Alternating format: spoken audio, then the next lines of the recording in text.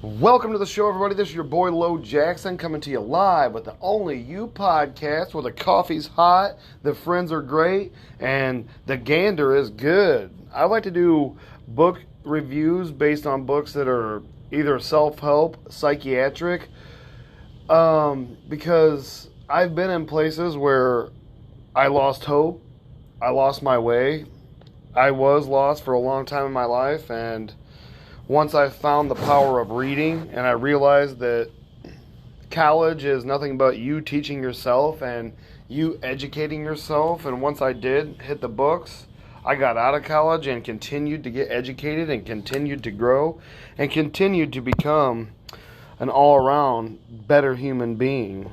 And today I am doing a book review on a book called The Alchemy by Paulo Coelho, who is a Brazilian author.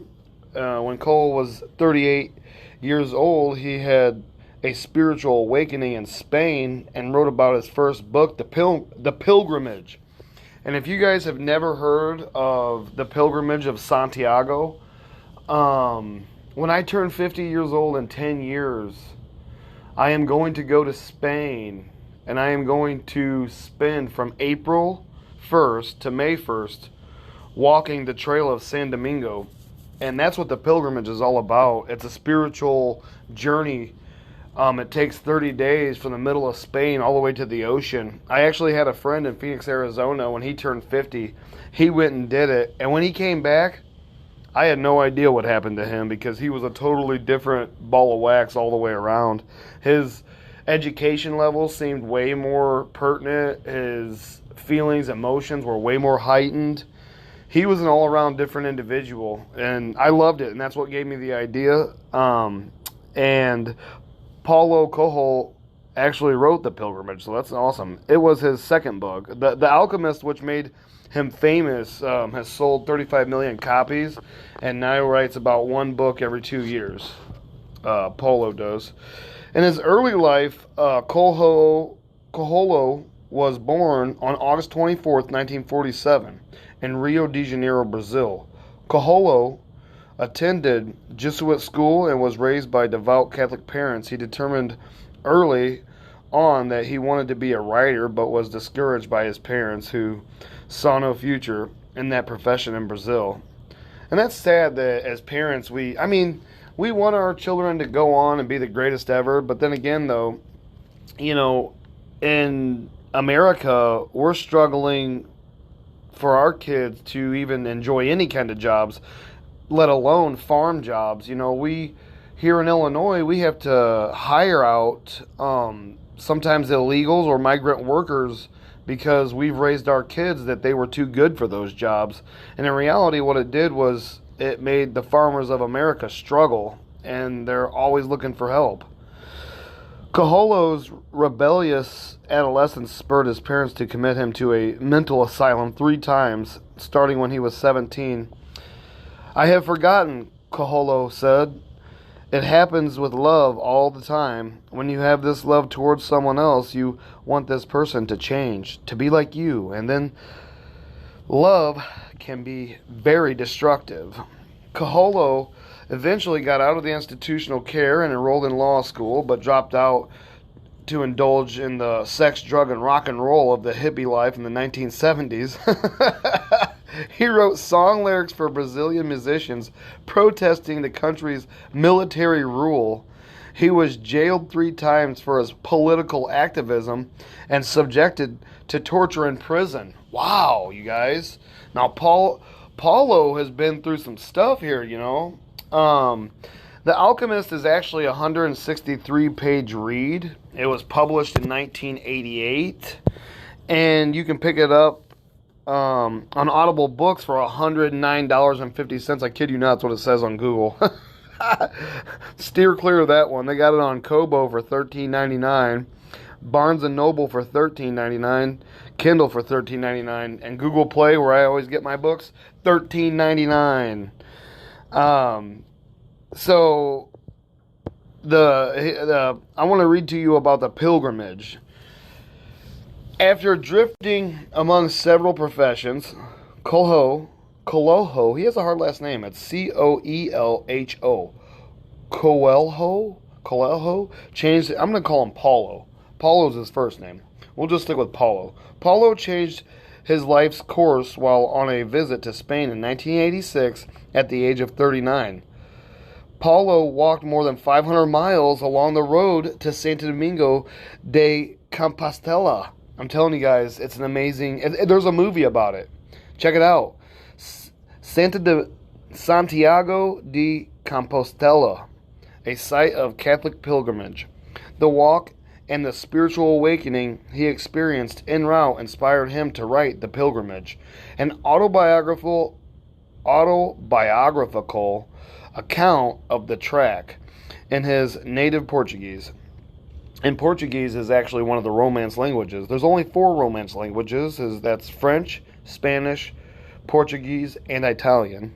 Just thought I'd throw that little tidbit in there.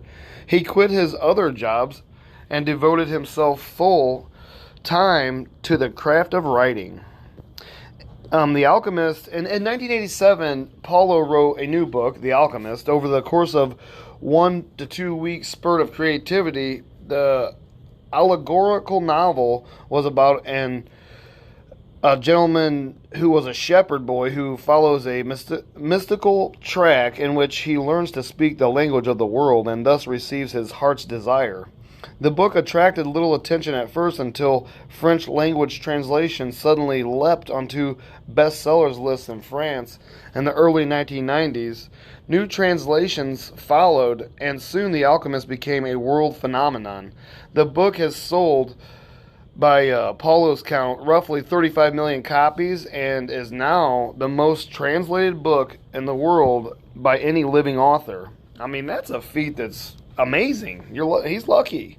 Good job, Paulo. Since the publication of The Alchemist, Paulo has produced a new book at a rate of about 1 every 2 years. In somewhat unusual scheduling ritual, he allows himself to begin the writing process for a new book only after he has found a white feather in the January of an odd year. Maybe he's a little superstitious. What do you think, guys?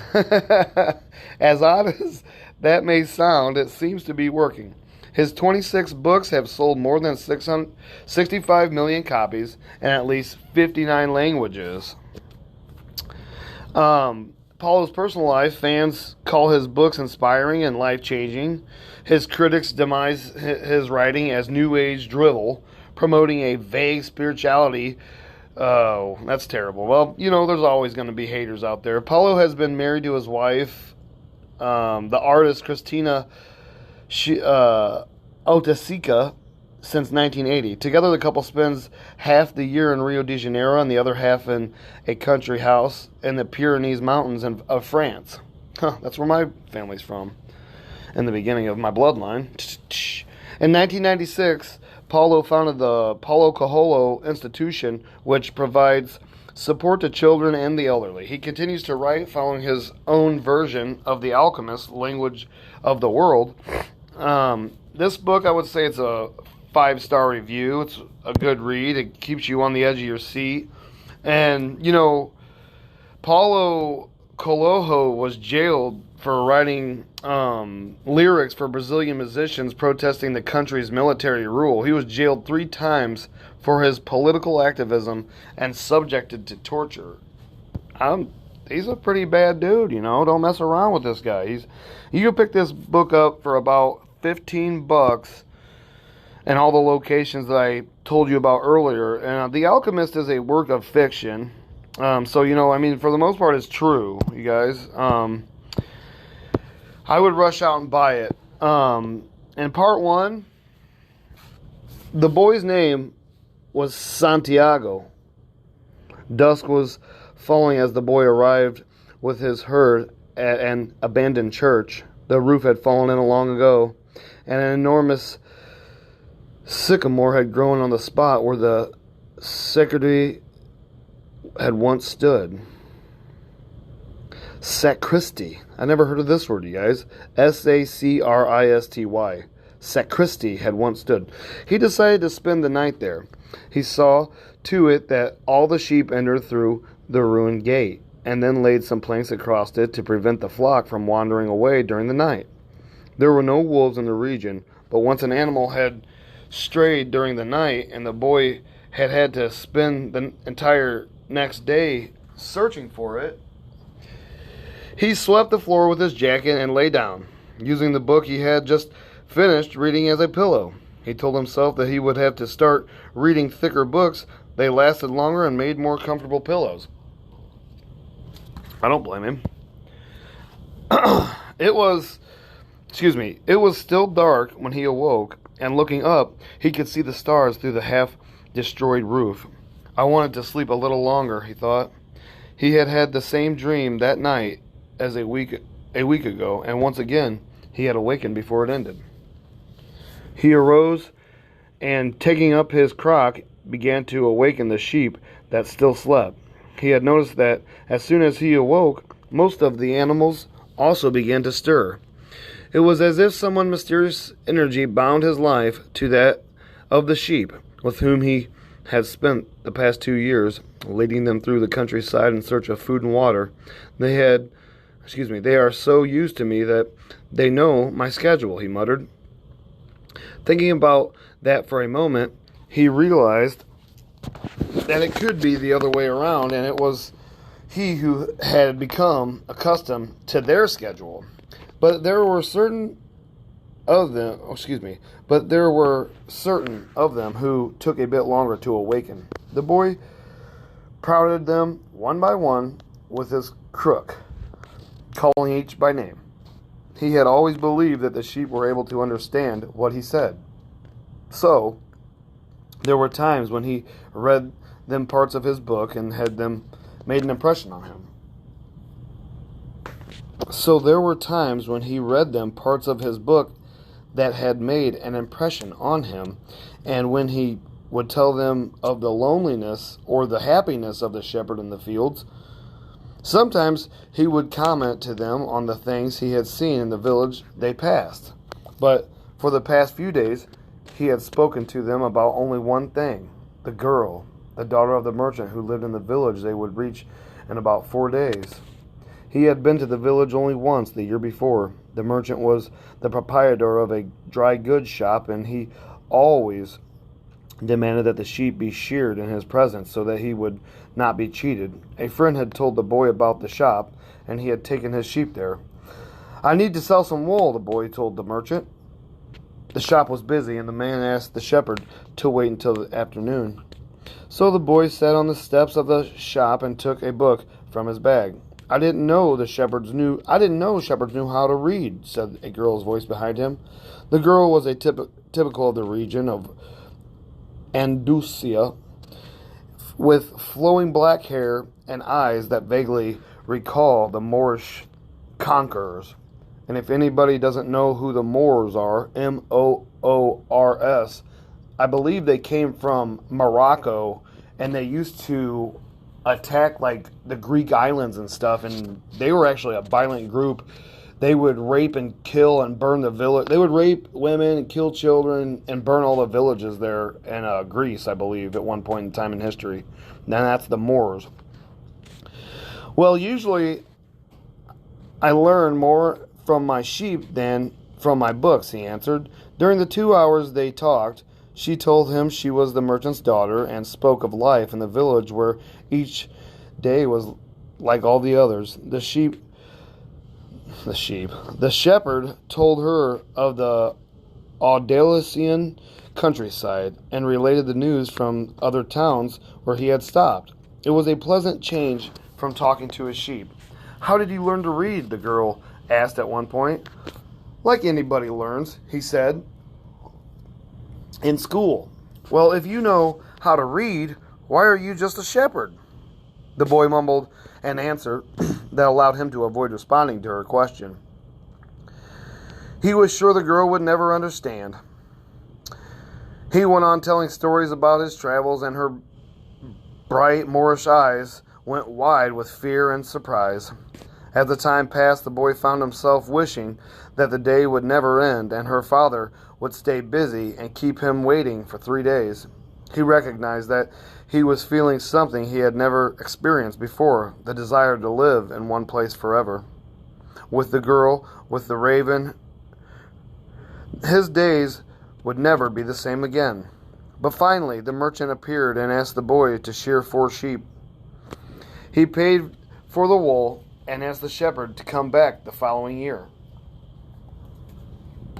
And now, it was only 4 days before he would be back in the same village. He was excited, and at the same time uneasy.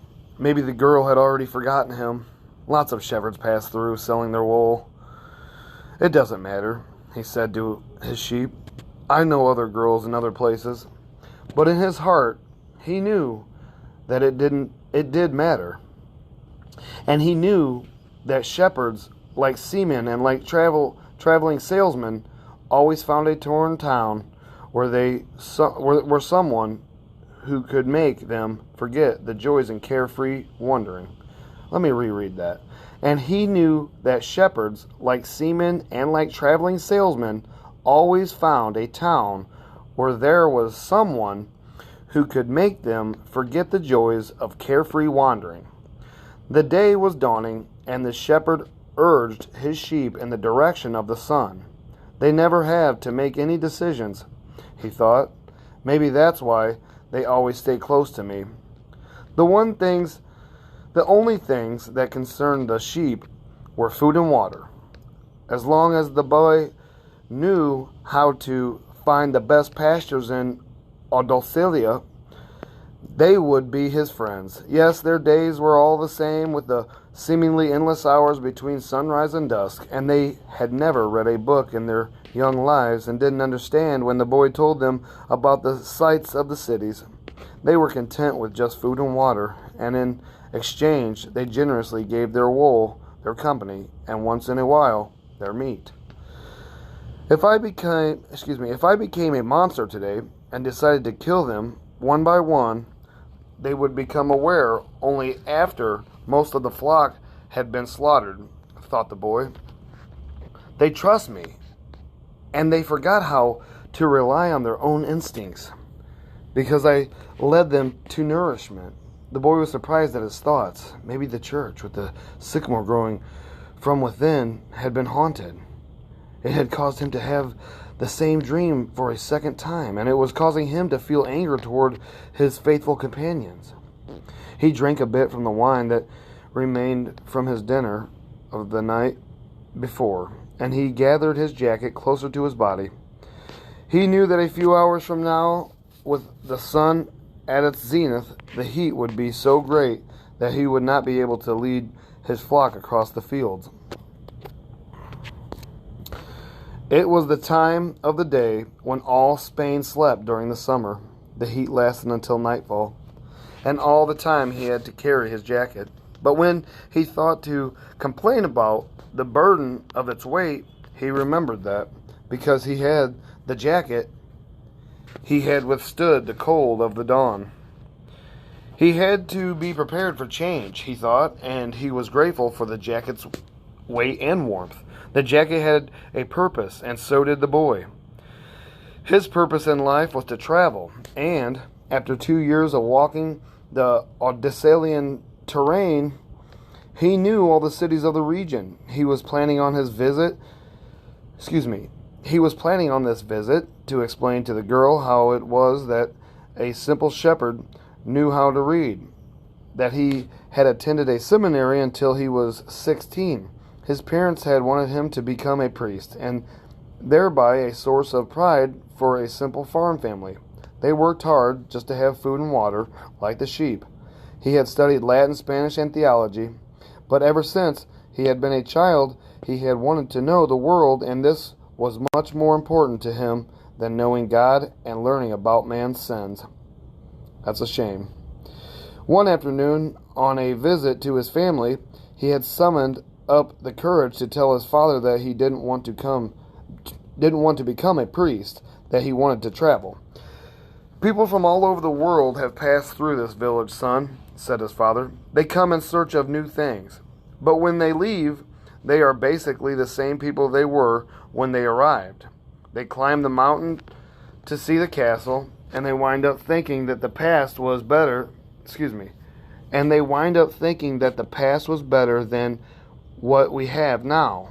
They have blonde hair or dark skin, but basically they're the same as the people who live right here. But I'd like to see the castles in the towns where they live, the boy explained. Those people, when they see our land, say they would like to live here forever, his father continued. Well, I'd like to see their land and see how they live, said his son. The people who come here have a lot of money to spend, so they can afford to travel, said his father. Amongst the only ones who travel are the shepherds. Well, then I'll be a shepherd, his father said. No more. The day he gave his son a pouch and held 3 ancient Spanish gold coins. I found these one day in the fields. I wanted them to be a part of your inheritance, but use them to buy your flock. Take the fields, and someday you'll learn that our countryside is the best, and our women are the most beautiful. And he gave the boy his blessing. The boy could see his father's gaze, a desire to be able himself to travel the world, a desire that was still alive despite his father's having to bury it over dozens of years under the burden of struggling for water to drink and food to eat and the same place to sleep every night of his life. The horizon was tinged with red. Suddenly the sun appeared. The boy thought back to the conversation with his father and felt happy. He had already seen many castles and met many women, but none the equal of the one who awaited him several days hence. He owned a jacket, a book that he could trade for anything, and a flock of sheep. But most important, he was able every day to live out his dream. If he were to tire of the Andalusian fields, he could sell his sheep and go to sea. By the time he had enough of the sea, he would already have known other cities, other women, and other chances to be happy. I couldn't have found God in the seminary, he thought, as he looked at the sunrise. Whenever he could, he sought out a new road to travel. He had never been to that ruined church before, in spite of having traveled through those parts many times. The world was huge and inexhaustible. He had only to allow his sheep to set the route for a while, and he would discover other interesting things. The problem is that they don't even realize that they are walking a new road every day. They don't see that the fields are new and the seasons change. All they think about is food and water. Maybe we're all that way, the boy mused. Even me. I haven't thought of other women since I met the merchant's daughter. Looking at the sun, he calculated that he would reach Tarifa before midday. There, he could exchange his book for a thicker one, fill his wine bottle, shave, and have a haircut. He had to prepare himself for meeting with the girl, and he didn't want to think about the possibility that some other shepherd with a larger flock of sheep had arrived before him and asked for her hand. It's the possibility of having a dream come true that makes life interesting, he thought, as he looked again at the position of the sun and hurried his pace. He had suddenly remembered that in Tarifa there was an old woman who interpreted dreams. The old woman led the boy to a room at the back of her house. It was separated from her living room by a curtain of colored beads. The room's furnishings consisted of a table, an image of the Sacred Heart of Jesus, and 2 chairs. The woman sat down and told him to be seated as well. Then she took both of his hands in hers and began quietly to pray. It sounded like a gypsy prayer. The boy had already had experience on the road with gypsies. They also traveled, but they had no flock of sheep. People said that gypsies spent their lives tricking others. It was also said that they had a pact with the devil, and that they kidnapped children and, taking them away to their mysterious camps, made them their slaves. As a child, the boy had always been frightened to death that he would be captured by gypsies, and this childhood fear returned when the old woman took his hands in hers. But she was the Sacred Heart of Jesus there. But she has the Sacred Heart of Jesus there, he thought, trying to reassure himself. He didn't want his hand to begin trembling, showing the old woman that he was fearful. He recited an Our Father silently. Very interesting, said the woman, never taking her eyes from the boy's hands, and then she fell silent. The boy was becoming nervous. His hands began to tremble, and the woman sensed it. He quickly pulled his hands away.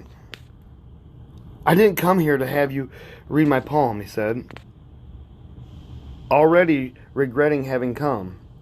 He thought for a moment that it would be better to pay her fee and leave without learning a thing than he was giving too much importance to his recurrent dream. This is your boy Lo Jackson. It's the Only You podcast, and I hope you're enjoying this book review right now. It's a book called The Alchemist by Paulo Coelho. He is a great author. He's written several books,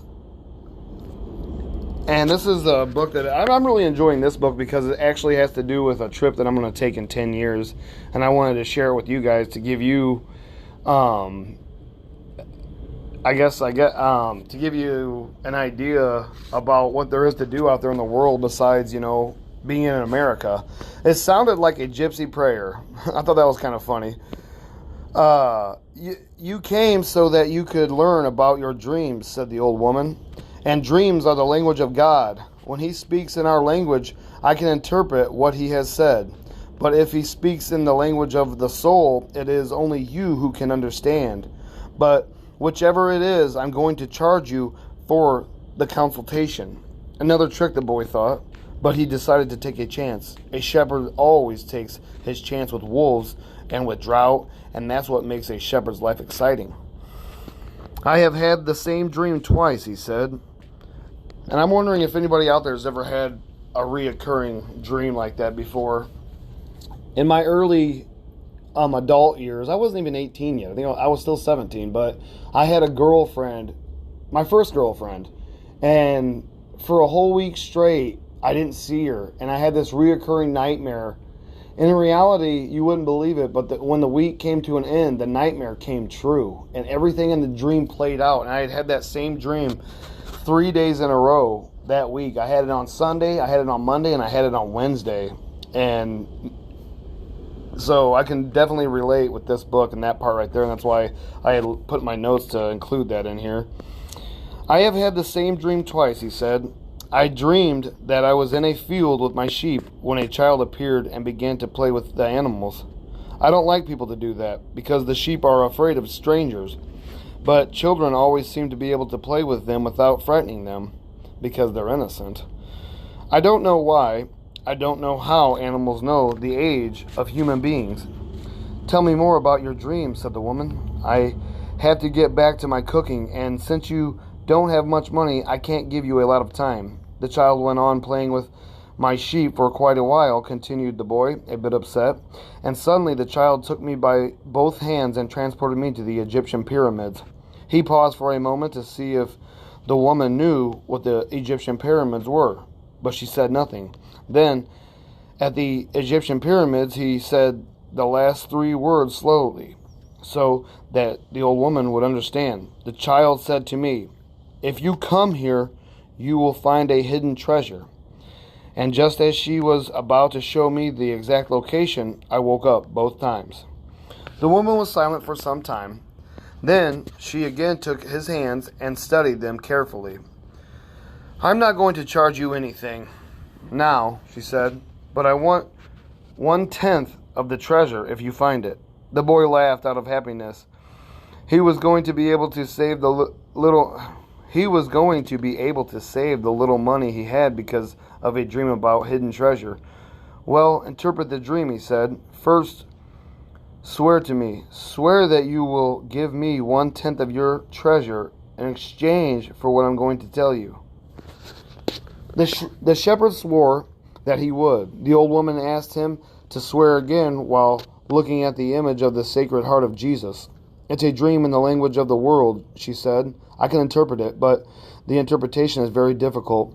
That's why I feel that I deserve a part of what you find. And this is my interpretation. You must go to the pyramids in Egypt. I have never heard of them, but if it was a child who showed them to you, they exist. There you will find a treasure that will make you a rich man. The boy was surprised and then irritated. He didn't need to seek out the old woman for this, but then he remembered that he wasn't going to have to pay anything. I didn't need to waste my time just for this, he said. I told you that your dream was a difficult one. It's the simple things in life that are most extraordinary. Only wise men are able to understand them. And since I am not wise, I have had to learn other arts, such as the reading of palms. Well, how am I going to get to Egypt? I only interpret dreams. I don't know how to turn them into reality.